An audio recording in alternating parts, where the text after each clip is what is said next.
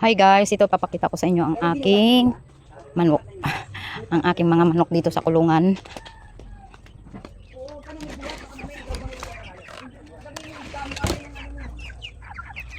Ayan, oh. Ayan sila. Ang lalaki na nila guys, oh.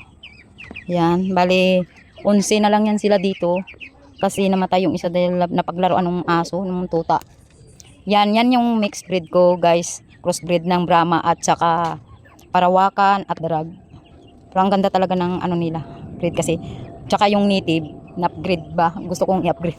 Lumaki. Ito ang Parawakan.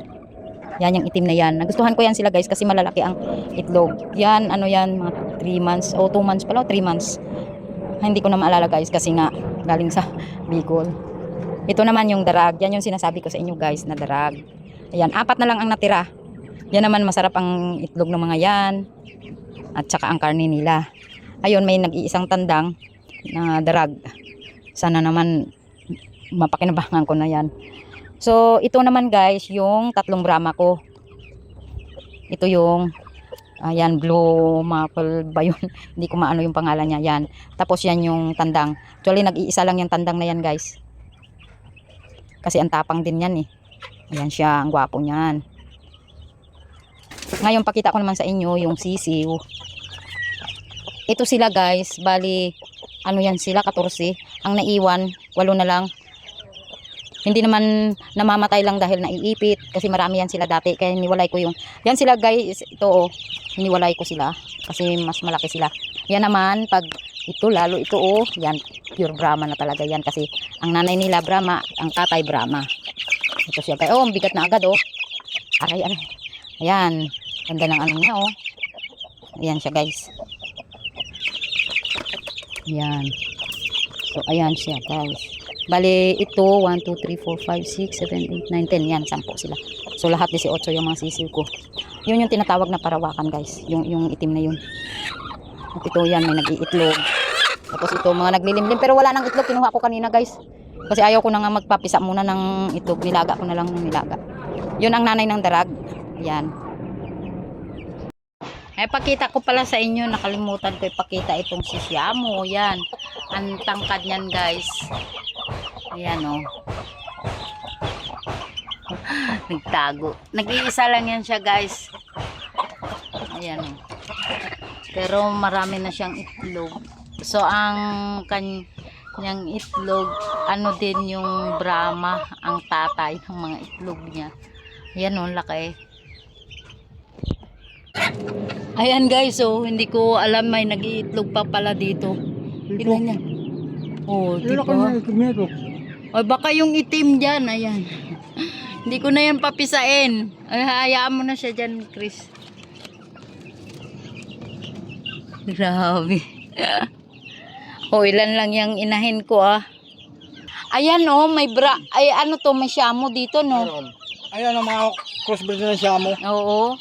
Malaki na yung Siamo yun. Yung kulay nila.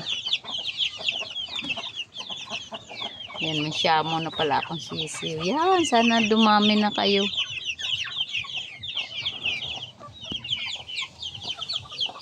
So, mayroon pa tayo dito guys na mga ayan, ang bungad. Ayan, ang lalaki na nila. Yan, oh, yan yung haluano, oh. Ayan, lalaki na nila guys, oh. Ito pure, ano talaga yan siya. Brahma. Tapos yan, yung laki-laki. Laki na nila guys. Ayun, bundat na bundat, manipis ang ano nun, balahibo, pero bulto yung katawan. Bali, 3 yun, may matangkad. Wow. Ano, Roy, tinutuka ako. Grabe, ang busog na busog kayo ah. Ano, gusto nyo lumaya? Yan lang kayo kasi mahirapan ako ng ano sa inyo. Pero maamo naman yan sila guys. Ito pa guys. Yan, 5 na lang natira dyan. Ayan. Yan mga binibinta ko guys. Yan. So, meron isa na gumagala. Ayun, Texas yun guys. Yan. Pakita ko sa inyo ang itlog niya. Dito yan nagtatak ang itlog niya. Dito ko na lang siya pinaitlog. Ayan ang itlog niya oh. Itlog na ng Texas. Wow. Ilang piraso na? 7. May 7 eggs na siya. Yan ang kagandahan guys. Dahil so, ang laki, large. Ayan oh, large talaga itlog niya guys. Ang laki. Ang ganda. Ayan ang itlog niya guys. Pakita ko sa inyo yung kanyang ang Yan guys, nagpagawa ako ng balon dyan pero hindi maganda yung tubig. Dahil pula, hindi ko na tinuloy. Ayun pa yung isang balon.